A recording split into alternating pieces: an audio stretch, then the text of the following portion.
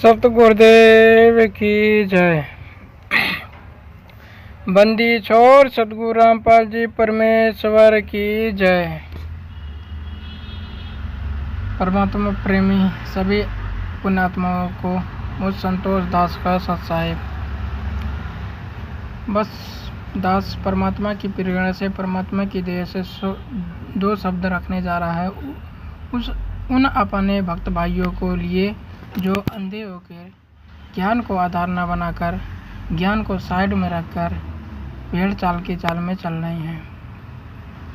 परमात्मा ने एक सत्संग में बोला कि नाम देने का अधिकार इस दास के अलावा इस पृथ्वी में और कोई नहीं है, और ना ही दास किसी को आदेश देगा देने का। अगर मेरे से नाम लेकर किसी को आगे दान देने लग जाएगा तो अपना भी नाश करेगा और दूसरों को भी नाश करेगा, क्योंकि वो डुप्लीकेट पासपोर्ट बना रहा है। वो परमात्मा का दोषी है, परमात्मा का दोषी है, समाज का भी दोषी है। जो परमात्मा के डायरेक्ट ना मेल खड़ा कर वो भ्रमित कर रहा है, खुद नाम दे रहा है, सबसे बड़ा परमात्मा का वो दोषी है। भक्त भाइयों, आज आप स्वयं विचार कर लीजिए। आपको देते ये कोई मंत्र है? वो 3 नाम का जाप है। ओम तत्सत, ओम ब्रह्म का जाप है, तत् ये परब्रह्म का, ये सांकेतिक जाप है, और सत्य ये पूर्ण परमात्मा का, ये भी सांकेतिक गुप्त है, जो ये दास बता सकता है। और कोई अधिकारी ही नहीं है। मान ले किसी भक्त ने नाम ले लिया और वो कहीं नाम देने लग जाता है तो वो पाप का भागी है, अपराधी है। परमात्मा उसे माफ नहीं करेगा, क्योंकि अधिकारी नहीं है वो। जैसे कबीर परमेश्वर आए थे, 64 लाख से सोए थे उनके, वो स्वयं ही तत्वदर्शी संत और गुरु की भूमिका कर रहे थे, तो उन्होंने किसी को भी अधिकार नहीं दिया था नाम देने का कि तू नाम दे। कोई भी अन्य अधिकारी नहीं बनाया था कि उपदेश देने का, वो स्वयं ही नाम देते थे। तो इसी प्रकार वर्तमान में इस दास के अतिरिक्त कोई भी अगर ये मंत्र देता है वो अपराधी है, परमात्मा का शत्रु है। वो भोली आत्माओं को गुमराह करके नकली पासपोर्ट बना रहा है, डुप्लीकेट, फर्जी। तो ये फर्जी पासपोर्ट फिर बाद में दुख देंगे, सजा भी होगी, यहीं रह जाओगे, पार नहीं हो पाओगे। तो वो शत्रु है परमात्मा के बच्चों का, जो धोखा दे रहा है। ऐसे नकली व्यक्तियों से भी आपने सावधान रहना है।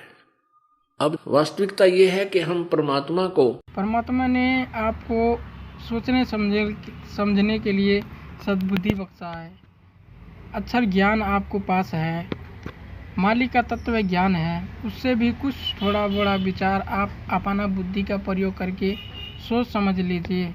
आप क्या कर रहे हैं, नाम कहाँ ले रहे हैं, किससे ले रहे हैं, नाम कौन दे रहा है। परमात्मा ने स्पष्ट बोल दिया कि मेरे अलावा और कोई नाम दान देने का अधिकारी जो नहीं है। क्या परमात्मा के अलावा और कोई नाम दान देने का अधिकारी हो सकता है?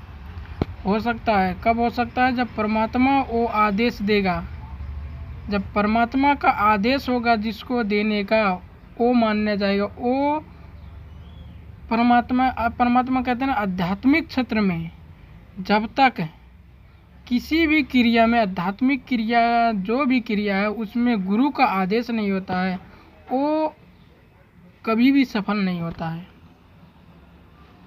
तब पुण्यात्माओं, आज स्वयं आप लोग विचार कर लीजिए। ये जो आप सब कर रहे हैं, करवा रहे हैं, पाठ करवा रहे हैं, ज्योति दे रहे हैं, परमात्मा ने स्पष्ट बोला है, फिर भी आप लोग थोड़ा अपना बुद्धि विवेक प्रयोग नहीं कर पा रहे हैं। मालिक का तत्व ज्ञान को आधार नहीं बना रहे हैं, उसको चिंतन मनन नहीं कर रहे हैं। क्या आप जी ने गुरु जी से आदेश लेकर आ रहे हैं जो ये पाठ करवा रहे हैं? और पाठ भी किससे करवा रहे हैं? क्या गुरु जी आदेश दिए हैं पाठ करने के लिए? गुरु बिन दान पुण्य जो करही, मिथ्या होवे कभू ना फरही। बिना गुरु के जो दान करते हैं मिथ्या जावे, वो कभी नहीं फलेगा।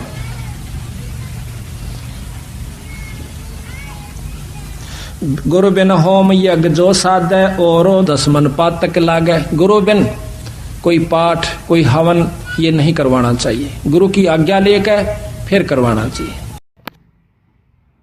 अब नाम दान देने का मालिक ने एक स्पष्ट सत्संग में बोल रखा है। एक कौन सा गुरु है, मैं नाम नहीं पता मुझे, वो बहुत बोला बाला है उस संत का, वो अमेरिका में रहता है। एक भक्त उनका शिष्य आया गुरुजी से नामदान लेने। गुरुजी ने बोला पहले आप कहाँ से नामदान लिए थे? शिष्य ने बोला मैं उस संत से नाम लिया था। तब गुरुजी ने कहा क्या आप डायरेक्ट नाम लिए थे? तब शिष्य ने बोला नहीं, वो गुरुजी ने वो 2-4 शिष्य वहाँ आश्रम में बैठा रखा, उनसे मैं जाकर नाम लेकर आया था। वहाँ गुरुजी ने स्पष्ट हिदायत दी, स्पष्ट पूरी संगत के लिए वो परमात्मा ने आदेश दिया। समझ लेना वो हमारे लिए आदेश ही है। परमात्मा ने इतना स्पष्ट संकेत दे दिया। परमात्मा क्योंकि परमात्मा अंतर्यामी है, उनको सब पता है आगे क्या होने वाला है, क्या मेरी संगत में क्या घटना घटेगी, काल का ये सूक्ष्मताल किस तरीके से मेरी संगत की लूट बुद्धि विवेक की परीक्षा लेगी और ये लोग फेल भी हो जाएंगे। ये लोग उसको समझ नहीं पा रहे हैं। आज वही हो रहा है। परमात्मा ने उस समय बोला गुरु वो होता है जो आमने सामने बैठकर नाम दे, आशीर्वाद दे। फिर कहा गुरुजी तो अमेरिका में, नाम किसी और से ले रहे हैं, काहे को गुरु? फिर परमात्मा ने स्पष्ट एक उदाहरण भी दिया कि फेरे किसी और से होए, पति कोई और कहा है। परमात्मा मालिक ने बोला ऐसा तो कभी ना सुना ना कभी हो सकता है। फिर आपके गुरुजी कौन हुए? गुरुजी तो वो है जो प्रैक्टिकल करवावे और आमने सामने मंत्र देवे। गुरुजी बैठे अमेरिका में, वो तो बैठे अमेरिका में महात्मा जी, और नाम देव 3rd पर्सन, और गुरुजी वो, ये बहुत बढ़िया बात भाई। फेरे हुए किसी तक और पति कोई और, ये कभी आज तक सुना है किसी ने? अब जो और संत अभी आए हैं पुण्यात्मा, आप बताइए। गुरुजी तो हम कह रहे हैं सदगुरु रामपाल जी भगवान को, और नाम किससे लेके आ रहे हैं? नाम हमें कौन दे रहा है? तो पुण्यात्माओं थोड़ा सा अपना बुद्धि विवेक का यूज करो, प्रयोग करो। कितना परमात्मा को दुखी करोगे? अरे परमात्मा कौन सी कमी छोड़ गए, कौन से कमी छोड़ गए? परमात्मा ने अनमोल तत्व ज्ञान आपको दे दिया, फिर भी ये तत्व ज्ञान को साइड में रखकर एक भक्त भाई को देखकर भेड़ चाल में चल रहे हैं कि ये गुरुजी का श्री चरणों में कितने सालों से है, ये बहुत पुराना भक्त है, ये नया भक्त है, पुराना भक्त है, गुरुजी का भाई है, गुरुजी ने इनको सेवा दी है, कोऑर्डिनेटर बनाया है, स्टेट बनाया है। अरे पुण्यात्मा ज्ञान परमात्मा ने अगर परमात्मा ज्ञान किस लिए देते हैं? हम इतना ही अगर निर्णय नहीं कर पाएंगे तो अधिकार है हमारे इस तत्व ज्ञान लेने के लिए। अधिकारी नहीं है तत्व ज्ञान लेने के लिए, जो हम इतना भी निर्णय नहीं कर पा रहे हैं। अरे निर्णय हमें क्या करना है? परमात्मा ने सबको निर्णय सत्संगों में छोड़ दिया है, कह दिया, बोल दिया, समझा दिया है, लेकिन हम उस सत्संगों को सुनते हैं, इस कान से सुनते हैं, इस कान से निकाल देते हैं। हम तनिक भर अपने बुद्धि का विवेक करके फिर विचार मनन चिंतन नहीं करते। परमात्मा ने हर एक सत्संग में यही बोल रखा है, बच्चों सत्संग जब तक सुनो, चाहे 10 मिनट सुनो, आधा घंटा सुनो, 1 घंटा सुनो, लेकिन जितना शब्द एक एक शब्द पर ध्यान दो, गौर करो, चिंतन मनन करो, क्या समझाया जा रहा है, क्या बुझाया जा रहा है, क्या बताया जा रहा है, उसे गहराई से चिंतन करो एक एक शब्द का। लेकिन हम यही नहीं करते हैं।